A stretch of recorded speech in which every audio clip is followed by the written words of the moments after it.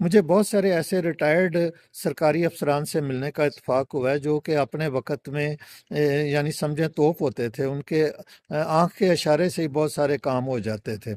اور وہ انتہائی انفلوئنشل اور اعلیٰ عہدوں پر فائز تھے۔ اس کے ساتھ ساتھ ان کے پاس کوالیفیکیشن بھی ٹھیک ٹھاک تھی، اور وہ پتہ چلتا تھا کہ بڑا زبردست قسم کا کام کر رہے ہیں۔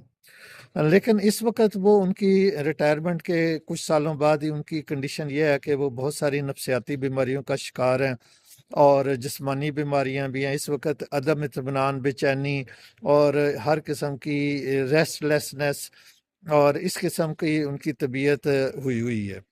اور جو انہوں نے مال متا اکٹھا کیا ہوا ہے، جو ان کے گھر کے باہر ان کی بائی ہوک اور بائی کروک، یا جس طرح بھی انہوں نے گاڑیاں کھڑی کی ہوئی ہیں، وہ ان کے کسی کام نہیں آ رہی ہیں، اور ان کو اپنی اولاد کی طرف سے بھی بہت ساری شدید قسم کی جو ہے نا ریزنٹمنٹ کا اور پریشانیوں کا سامنا کرنا پڑ رہا ہے۔ جب اس قسم کی صورتحال تھی تو بہت سارے لوگوں سے جب انٹریکشن ہوا تو پتہ چلا کہ جب انہوں نے ہائر ایجوکیشن حاصل کی تو اس میں بھی 2 نمبر طریقے استعمال کیے، اپنی جو پریزنٹیشن سی، اسائنمنٹ سی، وہ بھی انہوں نے 2 نمبر طریقے سے بنوائیں، اور ان میں بھی نمبر لیتے رہے۔ اسی طرح جو ان کی جو جاب تھی، جاب میں رہتے ہوئے بھی جب انہوں نے کوئک پروموشنز حاصل کی تو اس کے پیچھے بھی یہ تھا کہ وہ جو دوسرے افسران تھے ان کی وہ چاپلوسی کرتے تھے، اور ان کے گھروں کے کام اور پرائیویٹ کام اور یہ وہ پتہ نہیں کیا کچھ کرتے رہتے تھے۔ اس طرح کچھ لوگ ایسے تھے جن کے کوئی چاچے مامے وغیرہ سرکاری افسران تھے، کچھ سیاست میں تھے، اور ہر ایک نے جس کا دا لگا اس نے پورے طریقے سے اپنے نجائز ریسورسز کو یوز کرتے ہوئے پروموشنیں حاصل کی اور اعلیٰ عہدوں پر پہنچ گئے۔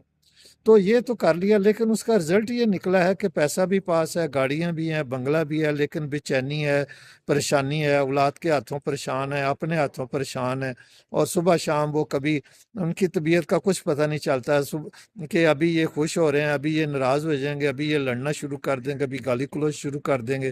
یعنی عجیب قسم کی سائیکالوجیکل پرابلمس کا شکار ہوئے ہوئے۔ تو اس لیے ہمیں یہ چاہیے کہ جب ہم کوئی کام کر رہے ہوں تو اس میں ہم جائز ذرائع استعمال کریں۔ گو کہ نجائز ذرائع استعمال کرنے سے فوری طور پر ہمیں بہت سارے بینیفٹس مل جاتے ہیں، بر ان دی لانگ رن وہ اس کی ہمیں بہت زیادہ قیمت چکانی پڑتی ہے۔